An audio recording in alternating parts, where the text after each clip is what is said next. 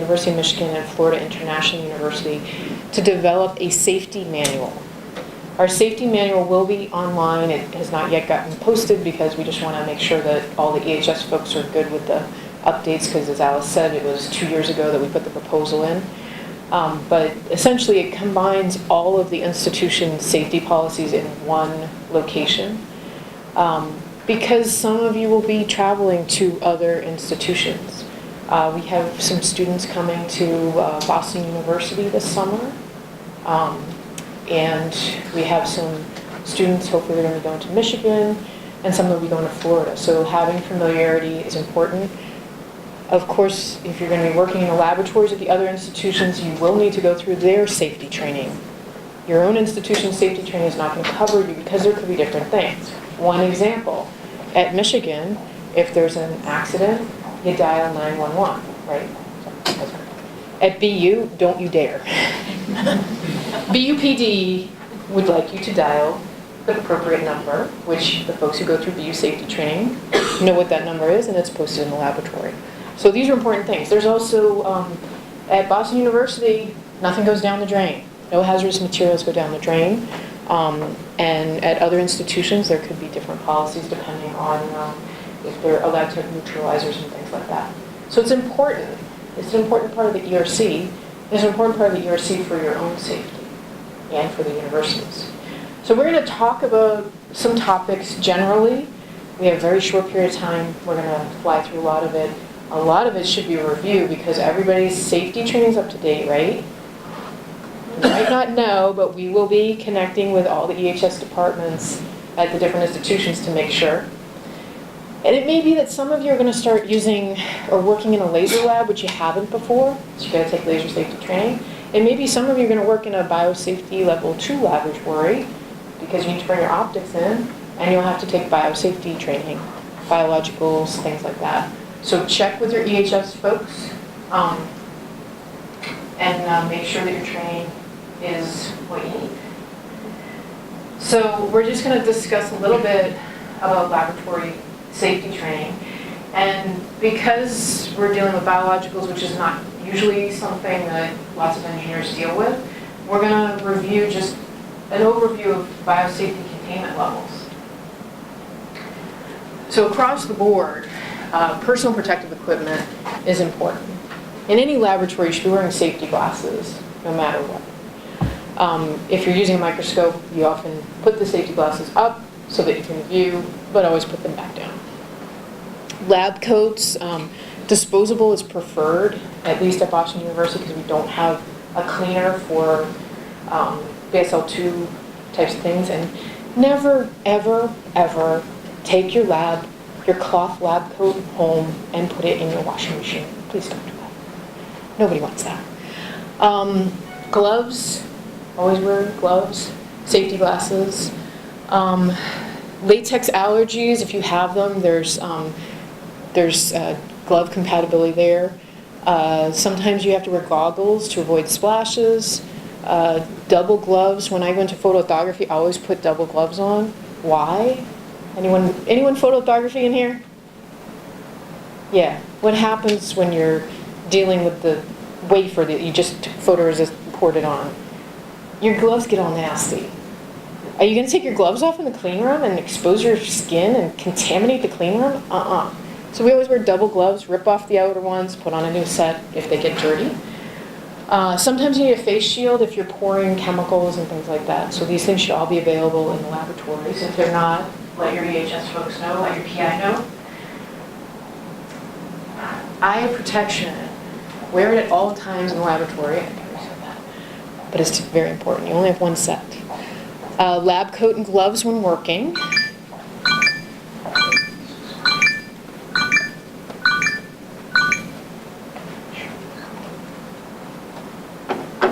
Sorry about that.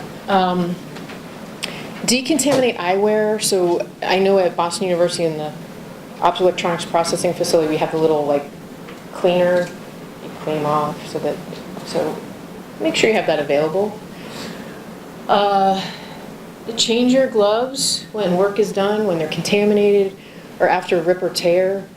Do not wear your gloves outside the laboratory. Do not wear your gloves in the elevator. Do not wear your gloves outside the laboratory. I'm just going to say it again. It's not a requirement.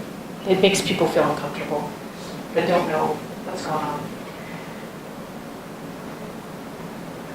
So people working with biohazardous infection agents have to be aware of hazards as well as the equipment. You have to have required biosafety and lab-specific training and be proficient in these practices and techniques to make sure you're handling materials appropriately. So we're working with human cardiac tissue. That automatically puts it at biosafety level 2. It's human source material. Your laboratory should be at that setting if that's what you're working with. So be aware of a lab you're going into and make sure you have the proper training.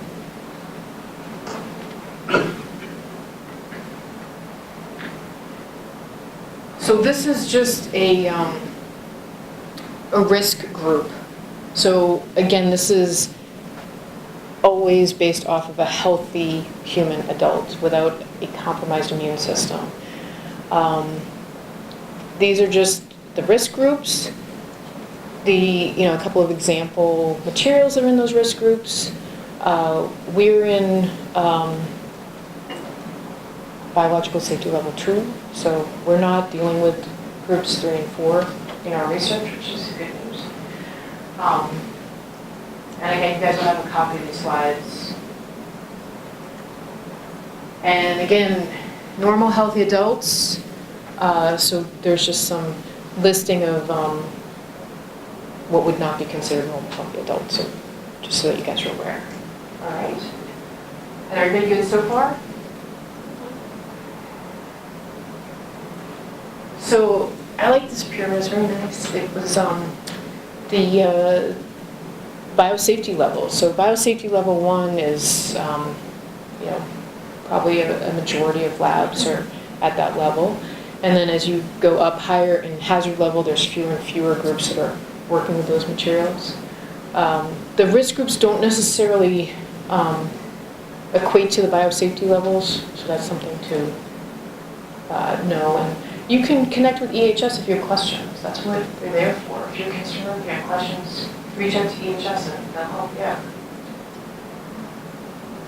And the folks at Michigan provided these beautiful drawings just so you guys could see like what's in a biosafety level 1 lab. It looks pretty normal, right? Some benches, some sinks. Always wash your hands when you exit the laboratory. Right? Take the gloves off, wash your hands with soap and water. If the sink is not available, there should be a hand sanitizer. And as soon as you leave that lab, you go straight to the bathroom and wash your hands. Always good practice. I do it all. I go into labs, I do it all the time. Who knows? So non-infectious organisms, work is usually done on an open bench, lab coat, gloves, safety glasses. Pretty standard. So biosafety level 2. So some laboratories, biosafety level 2, have a biosafety cabinet. You see the arrow. It's also sometimes called a tissue culture hood. Biosafety cabinets are typically not connected to exhaust, not to building exhaust. They're a self-contained unit. So if there's also clean benches, laminar flow hoods. Don't use a laminar flow hood when you're supposed to be using a biosafety cabinet. Know the difference. Understand if your PI is saying, oh yeah, you can use laminar flow hood for this. Just think a little bit first and maybe check with EHS and make sure that they're okay with that because they have different uses. Biohazard boxes. How many people are in biosafety level 2 labs right now? Okay. Does this stuff look familiar? You've got boxes. You're getting rid of your contaminated materials appropriately.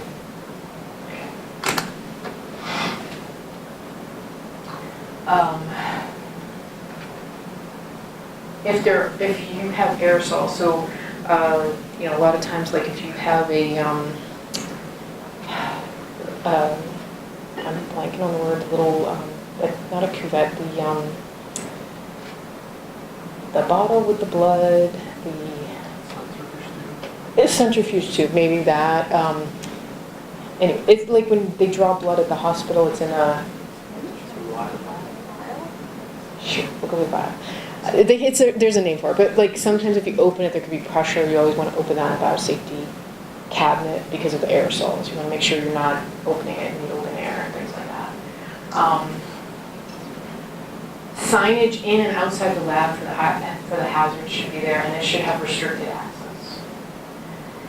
So I think we probably don't need to cover 3 and 4 just because we're not doing that, and we're going to jump into laser safety. So are there questions? Do people have any questions before we move on to laser safety?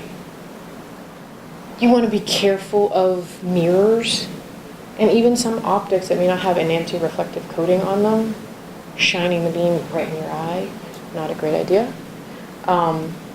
It shouldn't be going right in your eye because what should you have on? What kind of goggles? If I'm using a laser that's a 3B or 4, would I have my safety glasses on? No. I'd have my laser safety glasses on. Excellent. Okay, this one.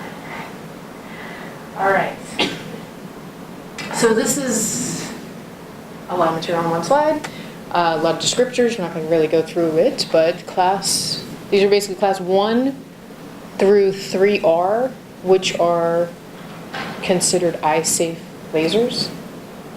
So I believe we're all working with 3B4s, maybe just 3Bs? Yeah? What's that? I think 3Bs. 3Bs. Jenny, 3B? You're 3B, okay. And Jen Hayes, folks? 3B? Class 2. Awesome. That's good. All right. 3B and 4, we put on a separate slide. There's hazards associated with those. Laser safety glasses must be worn.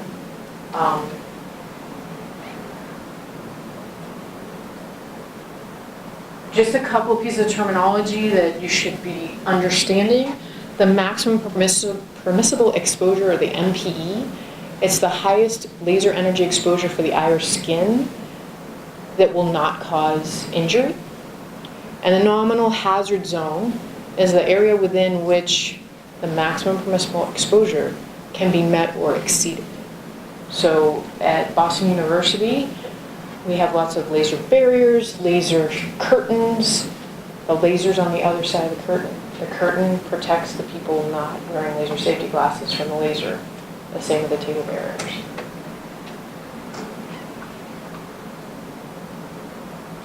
So this is just some common sense practices, but in reading through it, it's things that, like, let's just talk about it just so that we say it, we hear it, and we remember it. So always think before you're doing. When aligning lasers and optical systems, it's very important. Wear your laser glasses. I've heard so many times, oh, you don't need to wear your laser glasses while you're aligning a laser. Of course you do. Follow the SOP. SOP is standard operating procedure. You should have a standard operating procedure and a beam alignment procedure for class 3Bs and 4s. Only approved users with specific training should be aligning lasers. Your permit holder is your PI of your laboratory who has the lasers. As Tori said, keep the lights on. So I was like, right? Smaller iris, lets less light through. Never be in the lab when you're overly fatigued. But never do a involved alignment when you're tired. And have a buddy there with you too, right? Beam blocks. Beam blocks are awesome when you're inserting new optical elements. Like, block the beam, put the element in, because like maybe it slips. This avoids the beam going through and burning a hole in the laser curtain. Not that it should be. It should be rated. And be aware of lens and mirror surface reflection. Sometimes you don't think about it, but they could be bouncing light in places you don't want them to go to. So we talked about eye protection, laser safety glasses. So there's an optical density. That's the transmission of the light through the blocking optical filter. when I was in industry, we had a class 4 laser, and I think we had like an optical density of 7 or 8 and a visibility of like 5%. So you put these things on and you can't see anything. And it's the weirdest feeling in the world. It's like, it was reminiscent of when I was a kid at the dentist's office. They used to have the fish tanks, and they would take that like that foil stuff that they sometimes use to wrap flowers in to make this like cute little like background, so that when you look through the algae-ridden fish tank, you saw sort of some stuff. That's how it was looking like.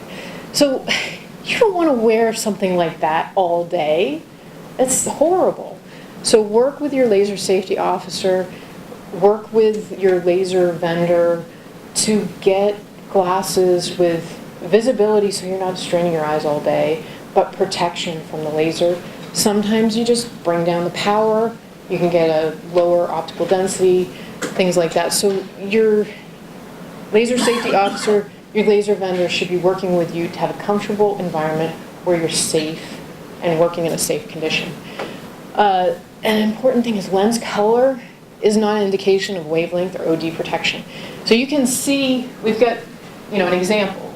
OD7 at 190 to 380 nanometers, OD3 plus.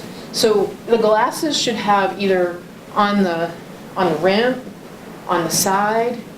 Know what your glasses are. Don't assume, like somebody's like, oh yeah, we always use these glasses.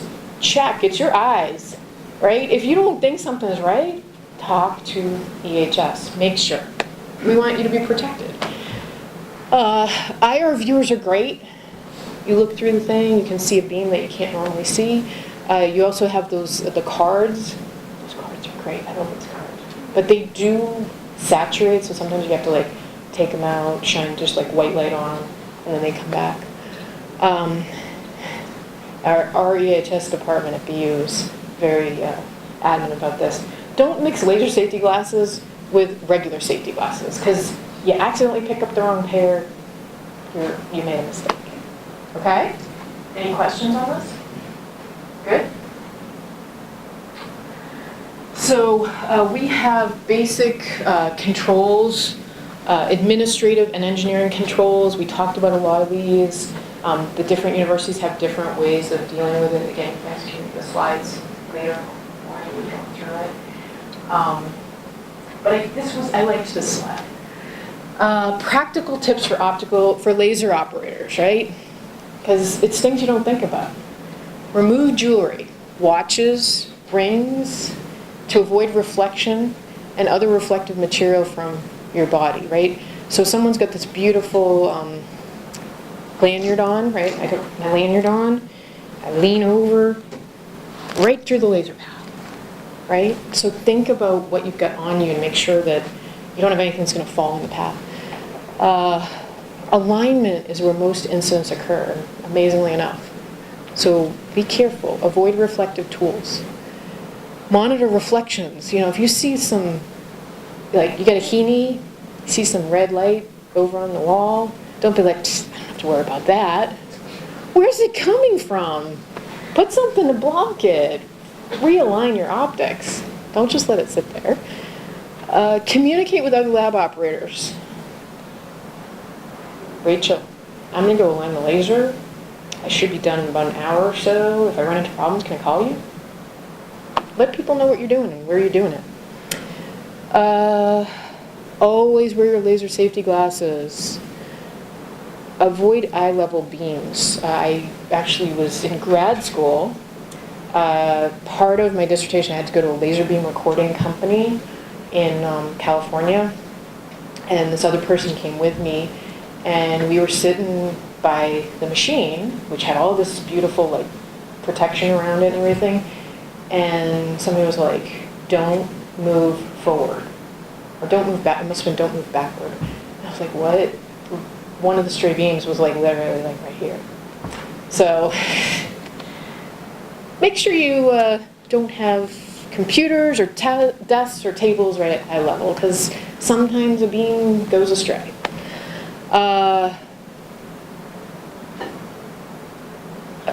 flippers, right? So avoid deflecting beams upward without having some sort of barrier that's going to block it. Use beam blocks. We love beam blocks. There's some that are magnetic, some that'll just like snap on to the front of your laser, things like that. When you're leaning down to the beam level, be careful and look away from the table when you bend down and pick up a tool. And think twice before leaning to table level to get a better look at your experiment. Know where the beams are at all the times. And IR cards, UV cards, just use caution.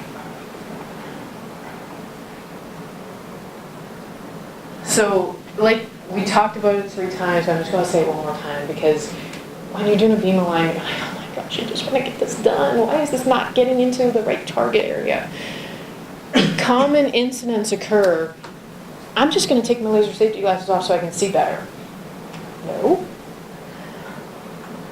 But Joe told me this was the right laser glasses. Did you check the OD? Did you check the wavelength? It's your responsibility to check. Using the wrong OD. Make sure EHS or your laser vendor is happy and giving you the appropriate optical density for your application. And using low power when you're doing alignment is always safer.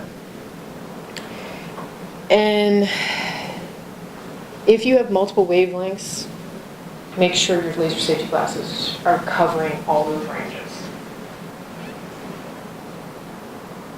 That's it. We ended on time. Are there questions? I know I spent a lot of time on the lasers because not a lot of folks are used to it who are in the tissue engineering labs, and just wanted to make sure that they're aware of it. Are there any questions? We're good? Just a quick comment, since there aren't any questions. If anybody does have any questions, I left a stack of business cards over here, so when you do take a break, eventually they will take a break. Just be sure to grab the card and get in touch with me if you need it. Thank you so much. I appreciate you guys being here and supporting us. And we hope to be operating safely. And I'll reach out to you all with the safety manual for any edits you have, and also to make sure our Michigan students have taken the appropriate safety classes. Okay, thanks.